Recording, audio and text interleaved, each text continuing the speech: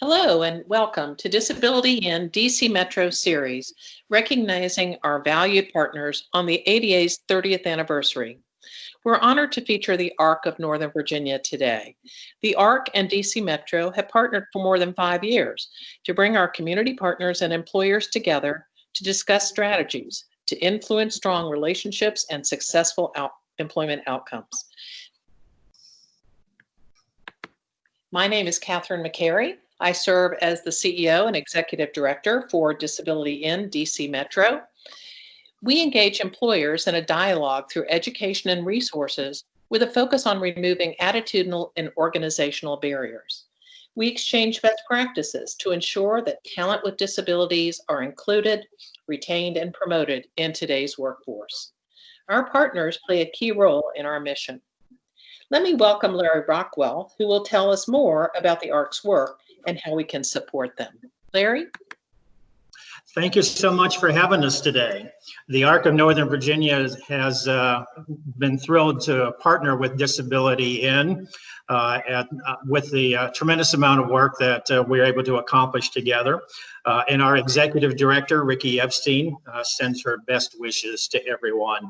But it's my pleasure to be with you today to share some information about our organization and what life has been like for a nonprofit organization in the time of the COVID crisis. Next slide.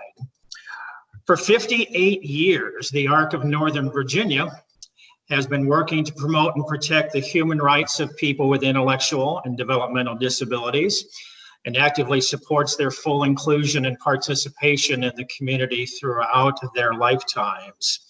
For those that may not be aware, the ARC is a nationwide organization.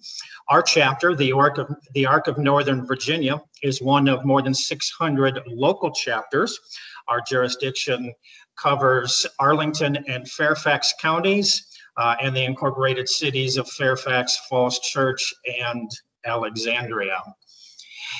And for those 58 years, promoting and protecting the human rights of people with disabilities has been paramount, as evidenced by the reason that we are gathering at this time, which is to celebrate the recent 30th anniversary of the Americans with Disabilities Act.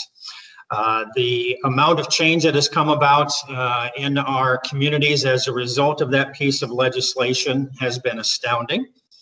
One of the specific outcomes related to the Americans with Disabilities Act was the Olmstead Supreme Court ruling of 1999. The Supreme Court ruling that said that institutionalization was unconstitutional based upon the law of the ADA, where supports for people to live in the community could be provided. Now, that Olmstead Act is 21 years old, but the reason why it's so important to look at and celebrate these achievements, even though they're 21 and 30 years old, is that the effects are still with us. For example, here in Virginia, the settlement agreement related to the Olmstead Act is still being negotiated and still in effect. And the last resident of Virginia's state institutions just left in April of this year. Again, the Olmstead settlement was announced 21 years ago. The last resident of an institution just left for community-based services 4 months ago. So there is still work to be done. Next slide, please. In the second half of our mission, the full inclusion portion becomes even more relevant in the time that we're living in now. I like this statement that inclusion is not just about physical proximity, but about intentionally planning for the success of all individuals. And the reason why this becomes so much more important today is the nationwide response to the coronavirus crisis. In the rush to serve as many people as quickly as possible, Policies, procedures, and legislation has been enacted and passed and implemented to serve the most people as quickly as possible. But we're finding that families and individuals with disabilities have been left out in many of the planning and implementation aspects of the coronavirus crisis. And that's a lot of the work that the ARC of Northern Virginia has been doing since the outbreak of the crisis in March. Next slide, please. I just thought I wanted to share just a little bit about some of the impacts of the coronavirus crisis on the families that we serve. And one of the most interesting ways that we have found to be able to describe the effects is to look at a family's situation much like a game of Jenga. Those little small wooden blocks that are stacked up, 3 blocks in a square, 10, 12, 15 blocks high. And remember, the name of the game of the Jenga is to keep removing those blocks without letting the tower fall over. Now, nearly every family is struggling to find alternatives to necessary and often critical support services. But with a loved one with an intellectual or developmental disability, life in normal times is a precarious balance like the Jenga game, with many of the pieces missing to begin with. And life depends upon that tower not falling over. Each wooden piece represents a critical support service. And as long as those supports are in place, there's fragile stability. But what coronavirus has done has started to remove some of those supports. For example, let's take away the piece that represents personal care attendance in the home. The coronavirus required social distancing. Nurses, home health aides, personal care attendants suddenly cannot go to a family to provide the service. And what you have now are parents who are solely responsible for the care of their family member 24 hours, 7 days a week. Parents are literally sleeping in shifts throughout the night. Fatigue joins fear and anxiety and the stress of having to work and take care of your family. Let's take away the piece that represents stable housing, and you have a family moving out of their multi-family apartment building to protect their immunocompromised child.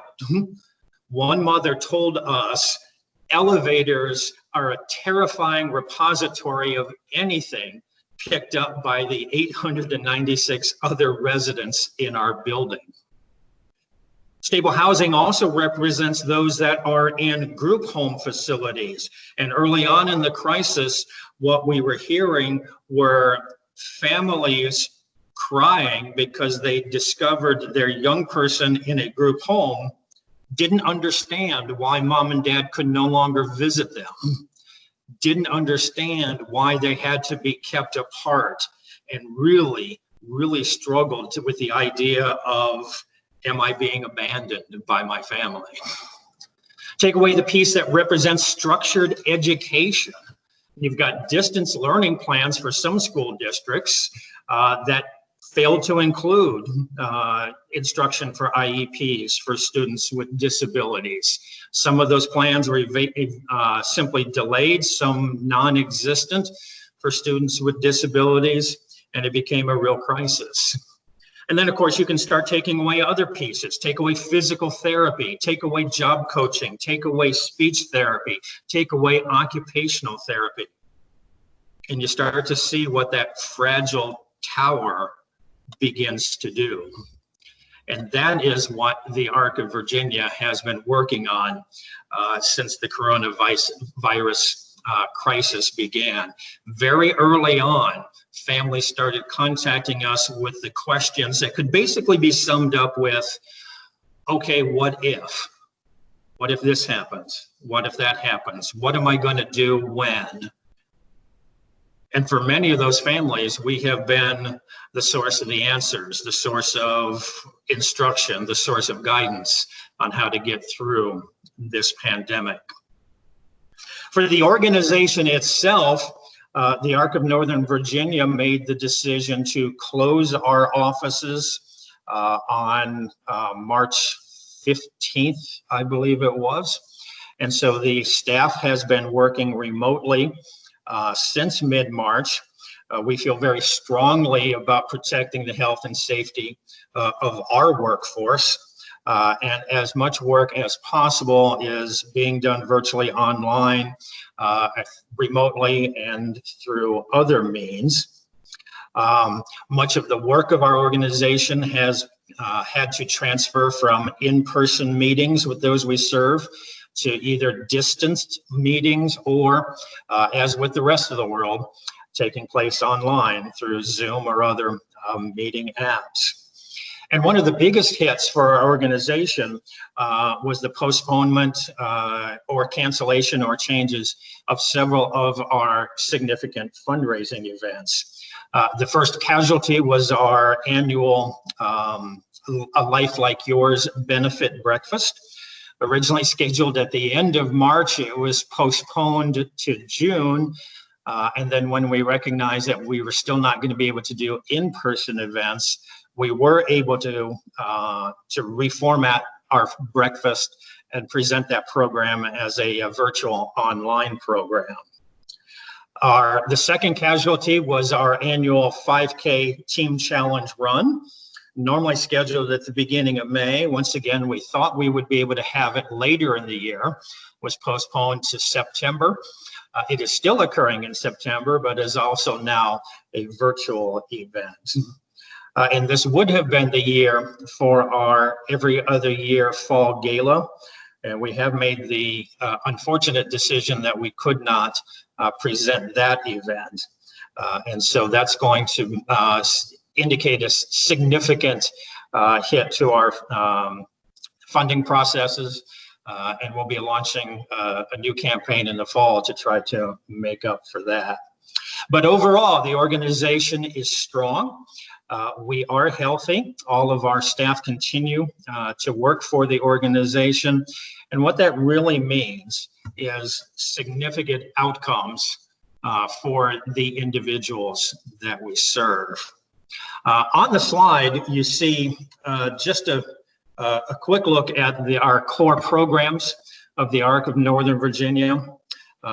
Don't think I have time to cover all of them in our presentation today, but there's a few elements that I do want to highlight. And the first one being our information and referral program. This was probably the program that became the most necessary right off the bat. This was where people were asking us all of the questions about what ifs. For example, one of the outcomes that we were able to help with a family was to determine how they could proceed with asking to have a parent present if their nonverbal daughter is ever admitted to the hospital, specifically with COVID-19. Remember that the guidance is that patients with COVID are being hospitalized with no visitation privileges. So what happens with a nonverbal patient? And so we worked with the family and the hospital to determine ways on how that could be done if it was needed. We supported families in finding new policies on visitation for their loved ones that were residing in group homes under COVID-19 protections. Another outcome is we had a family that was questioning how do their caregivers receive unemployment benefits, even though they're technically not actually being laid off. And so we worked with state employment agencies to figure out how do caregivers who are being prevented from working because of the virus still apply for help and benefits that they might be eligible for. One of the other side effects of the schools being closed and students being sent home throughout the days was that many students with an intellectual or developmental disability receive additional services in the school setting. We have one family that reached out to us because they were depending upon a level of nursing care that their child was receiving in the school building. Now suddenly their child wasn't getting that care, still needed it, but the family, of course, didn't have the financial means to provide that. So how do you get additional nursing support hours under your Medicaid waivers plan in order to provide the nursing care that somebody might need at home? And so those are just a few of the ways that the ARC of Northern Virginia has been working individually with families one-on-one to try to help address individual needs. But of course, each one of those individual needs is probably an indication of needs that other families are having. And so many times that's led to guidance that we've been able to push out and serve multiple families, although it took only one family to bring the need to our attention. One of the great testimonials that we get back from families that we serve, a parent wrote to us and said, quote, "Every time I run out of options for solving a need for my adult intellectually disabled son, the ARC of Northern Virginia has provided a pathway to help. Without this organization, our lives would be more difficult. A huge vote of thanks goes out to all of you for your dedication to your mission." And while it seems like maybe that sounds like pandering, it's really important to understand that it is feedback like this that keeps us motivated and fighting every day to keep doing the best that we can for the individuals that we serve. One of the other programs that's taken a big change in how we do business is our Special Needs Trust program. We're very honored to have this trust that is set up to serve people with all sorts of disabilities across the Virginia, District of Columbia, and Maryland area. But of course, we can't meet with people one-on-one individually. So all of our trust consultations are now taking place using remote meeting technologies. People can't sign their documents in person anymore, so we've had to move to secure signature and notarization practices for those technical and legal documents. We continue to host webinars and on long-range planning and writing letters of intent to help parents with an adult child with a disability make sure and guarantee that their child will be cared for when they are no longer able to. And in the first 30 days after the onset of the crisis, we had 20 families reach out to us almost instantly to request a special needs trust to be set up for their loved one with a disability. One father wrote, he said, quote, "I'm writing to express my appreciation for assisting me in preparing the special needs trust for my children. I have been putting this task off for over 5 years because I felt overwhelmed and just didn't know where to start. Coronavirus was a new motivation. And your knowledge of special needs trust, attention to detail, skills, and friendly demeanor put me at ease and made this task much easier than I expected." One of the next programs that has had a significant impact on the families that we serve is our advocacy program. The ARC of Northern Virginia has a very strong relationship with local governments in the Arlington County and Fairfax County boards of supervisors, as well as the senators and delegates to our Virginia state legislature. And we have used those relationships to reach out on behalf of the families that we serve in a number of ways. One of the early successes was ensuring that persons who were receiving supplemental security income were not excluded from receiving the economic impact stimulus payments, simply because they were not required to file income tax returns. That was an incredibly important piece of detail that needed to be worked out so that everybody who was entitled to a stimulus payment had the ability to receive one. We continue to work our advocacy efforts. One of our ongoing programs when the state legislature is not in session is to hold individual one-on-one meetings with our senators and representatives with a family in their jurisdiction. And these families get the opportunity to tell their elected representative what life is really like, the challenges that they face, and the ways that local or state government have the ability to overcome some of the roadblocks that they face. Now, in normal years, you can imagine that setting up these kinds of meetings and inviting a legislative representative to the home of the family would be difficult at best, and it normally is. But one of the very few and very rare benefits of the current crisis is that remote meetings have made our legislative members so much more accessible. And we have actually conducted 2 or 3 times as many legislative meetings with our representatives via online meeting than we've ever been able to accomplish in the past. That is especially important this year because Virginia Governor Northam has called this the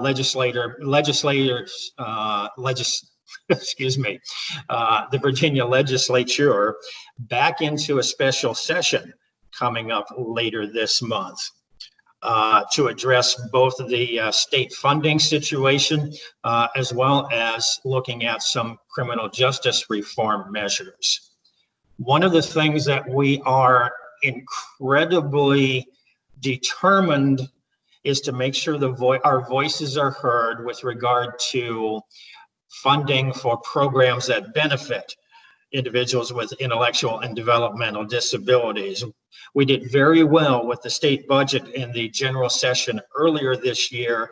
We don't want to see significant cuts come about as a result of this virus. So one of the things that we're trying to do is make sure that provider pay rates remain in place as they were passed in the state budget earlier this year. We're still fighting to have direct support professionals declared as essential workers so that they have access to PPE and the medical supplies that they need. We're still speaking out to make sure that additional Medicaid waivers continue to remain funded. And with the criminal justice reforms that may be decided, we wanted to make sure that our state legislators understood how people with intellectual and developmental disabilities are impacted when they have an encounter with law enforcement, if and when they happen to be brought into incarceration, what typically happens in a court situation, and how diversion programs can have a significant impact on reducing the inappropriate interactions in a criminal justice setting. And so we're very excited about our advocacy efforts coming up with the special session later on this year. Our Transition Points program and our education outreach have done a significant job in bringing up and putting on workshops and webinars in an online format for families who have a need for information as a result of the crisis. For example, we did a webinar to help families understand the impact of unemployment benefits on their Social Security and Medicaid waivers. We presented a webinar on how to advocate for your child's additional educational programs related to their IEP in this coronavirus crisis. We've done a series of webinars on Social Security and Social Security disability benefits, how to apply for them, and then what is the impact of those benefits on other benefits, such as the Medicaid waivers. We've done a webinar to help parents learn how to provide positive behavioral supports during a pandemic. And one of the most popular ones we've done so far this summer was an online presentation on social media safety for young adults with intellectual and developmental disabilities. One of our most anticipated programs that the ARC of Northern Virginia provides each year is our annual Fall Transition Series seminar. 2 days of presentations to help families navigate the challenging road in a child who is leaving school provided supports and how to transition them into community-based programming and supports. Obviously, with the coronavirus, that will not happen this year in our normal in-person setting, but we are thrilled to be able to have it reformatted, and that will continue to be presented in an online format later this fall. A unique program that we have at the ARC of Northern Virginia is our Tech for Independent Living program. One of the interesting aspects about handheld technology devices that we discovered a number of years ago was how quickly and how well a person with an intellectual or developmental disability can take to new technologies. There's a natural adaptation, and there is tremendous outcomes as a result of teaching someone how to use specifically designed apps to help them with day-to-day tasks. Two of the first apps that we launched a number of years ago were our Travel Mate app that helps people independently navigate public transportation, and our Employmate app that allows people to work independently in the workplace. The app essentially serves as a virtual on-the-job job coach. Late last fall, we launched our Safety Mate app that helps people with a disability navigate in an encounter with law enforcement and basic and household safety procedures.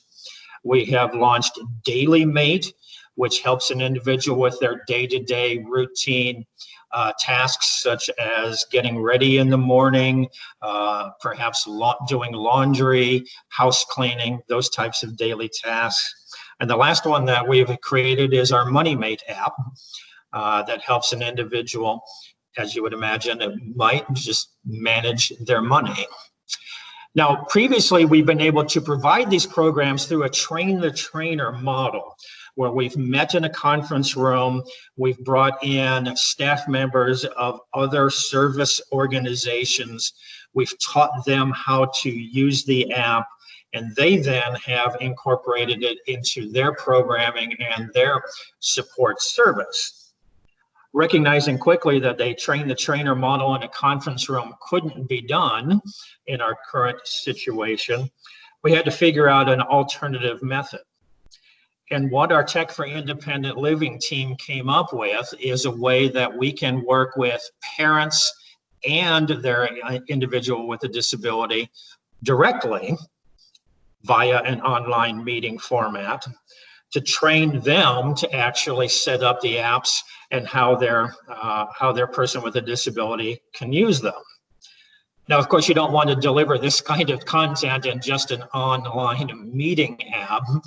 So what our tech team did, which I thought was genius, is they decided to use a summer camp format to create this training curriculum. And so we had our pilot tech camp launch earlier last month with about 12 families who joined us for a number of meetings over the course of 4 days. In the morning, it was an all-camp meeting with everybody that was signed up, much as might happen in a central dining hall in a real live camp. And then in the afternoon, they broke up into smaller counselor-led groups to meet one-on-one with a counselor in a smaller group setting. Later on, they had a virtual campfire where they were invited to try to stump the expert.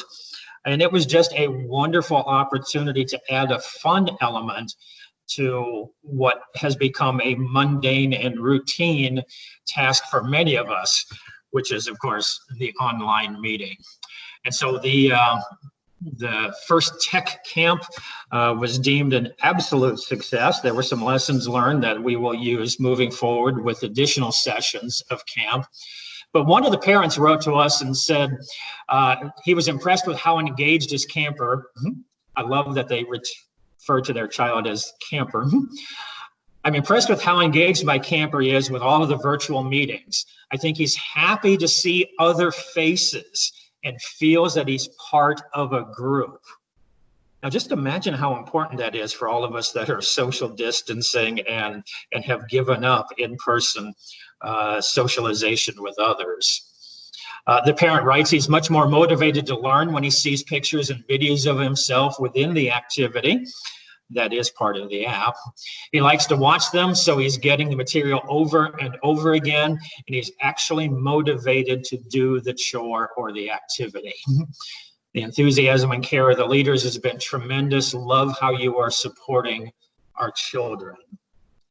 And so we're very excited about the positive outcome that this particular situation has brought to our Tech for Independent Living team, and excited to deliver this incredibly valuable resource in a new, creative, and fun way. And so those are just a few of the examples of how we've managed to pivot our programming, how we've managed to address emerging needs and emerging trends as a result of the crisis.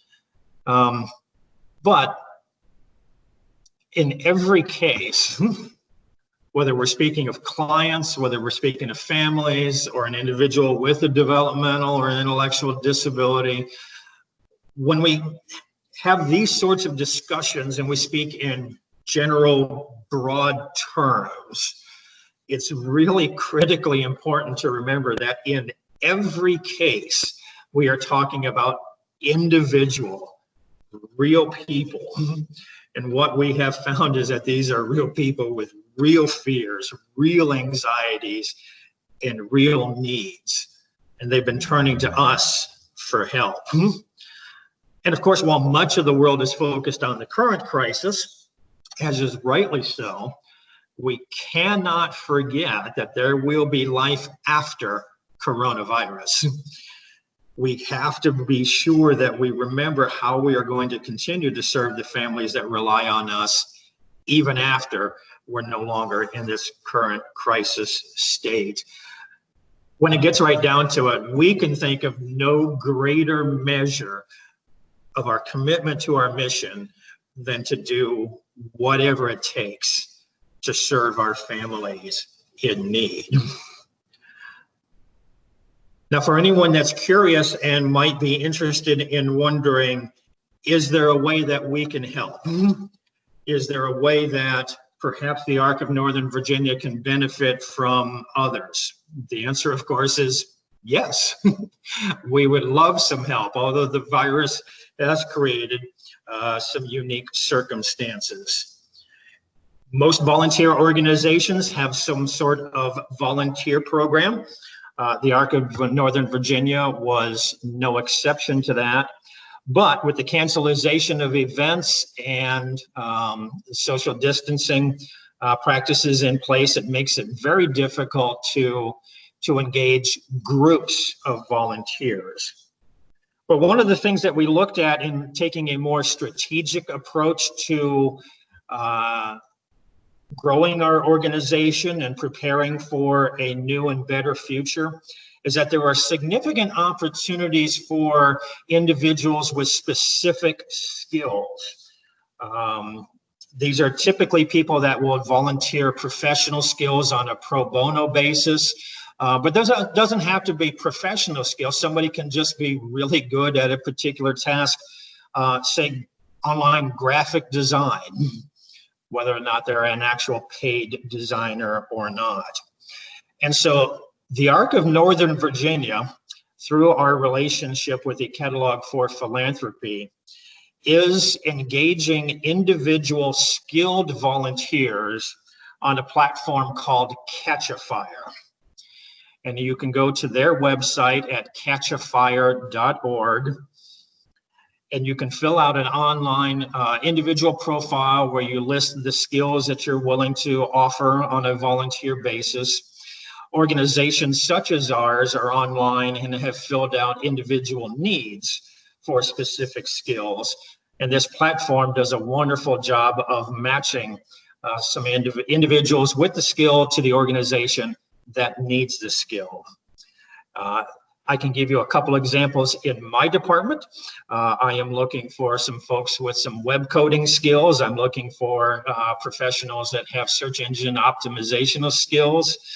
And I am looking for a graphic designer. And those are just a couple of examples. There's a number of projects that are available. I mentioned earlier the need to transition a number of our fundraising events. One of those was our annual 5K race, the Arc of Northern Virginia's Corporate and Community Team Challenge. This would be the 42nd year for this event. And remember, I said our organization is only 58 years old. So this is a long-standing event for the Arc of Northern Virginia, and the hit is going to be pretty challenging unless we have significant success in this virtual format. And so I would encourage anybody that is a runner and likes to run, you can sign up to participate in the 5K run as an individual. Because it is a team challenge, we also register corporate and community teams. And even if a business entity doesn't have runners, you could still be an event sponsor. If you don't think that you are a runner and running a 5K doesn't sound like your cup of tea, we also have a team distance walk that is included in part of the event. And one of the neat things and the benefit of going virtual this year is that there are no geographic boundaries and there are no time boundaries. Participants can do the walk where they want to, when they want to. And full details about the Team Challenge Virtual 5K and sponsorship of the event are on our website. A couple of other ways that you might choose to get involved to help. Next slide, Catherine. Of course, we can always take gifts of time, talent, and treasure.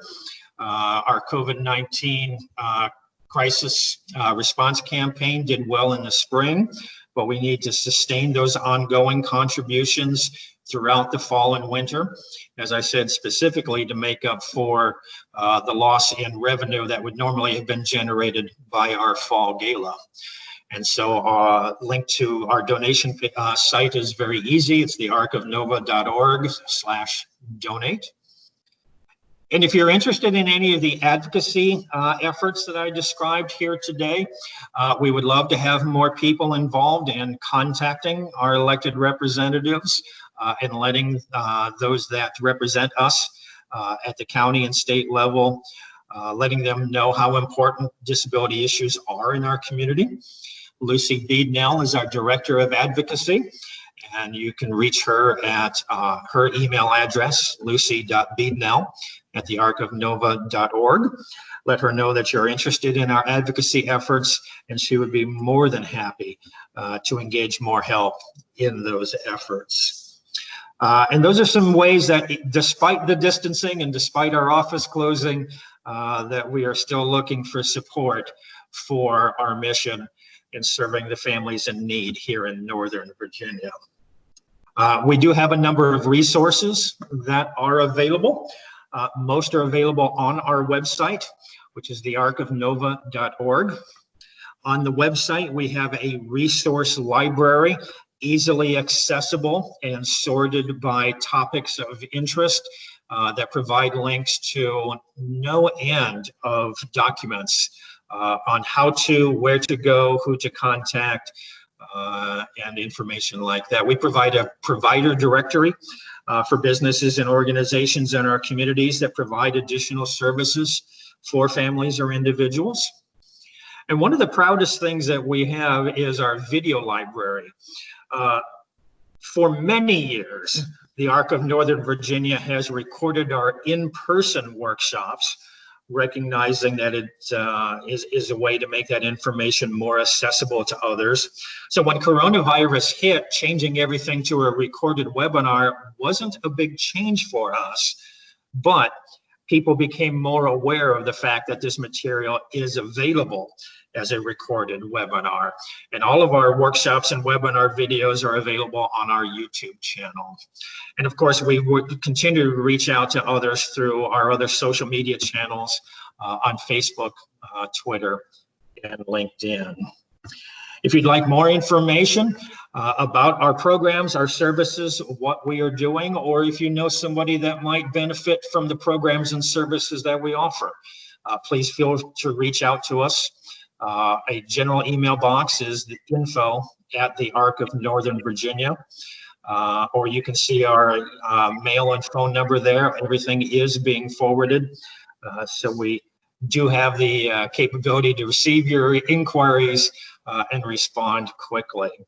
It's been my sincere pleasure to be with you here today. I thank you for the opportunity to share the work that we are doing, the outcomes of our work, and the tremendous impact we've had on families that depend and need us here in the Northern Virginia area. And Catherine, I believe with that, I will turn the program back over to you. Thank you so much, Larry. Wow, that is so amazing how you've been able to transition and pivot in so many ways, and makes all of us think, what can we do to help? Because you've obviously led your organization, you and your team have led into responding for all the requests that you're getting. On this slide, you'll see some of the resources, our website, the di-dcmetro.org. Please sign up for our newsletter, and you'll follow what's going along, and not only in our region, but across the country. And then for those of you who may not know about the Office of Disability Employment Policy, or the Employer Assistance and Resource Network on Disability Inclusion, or the Job Accommodation Network, here are the resources for that. Larry, thank you so much, and thank you to all of our listeners. We so much appreciate your taking the time to learn more about the ARC and get involved. Everyone stay safe. We look forward to a future time when we can come together in person. Thank you all so much.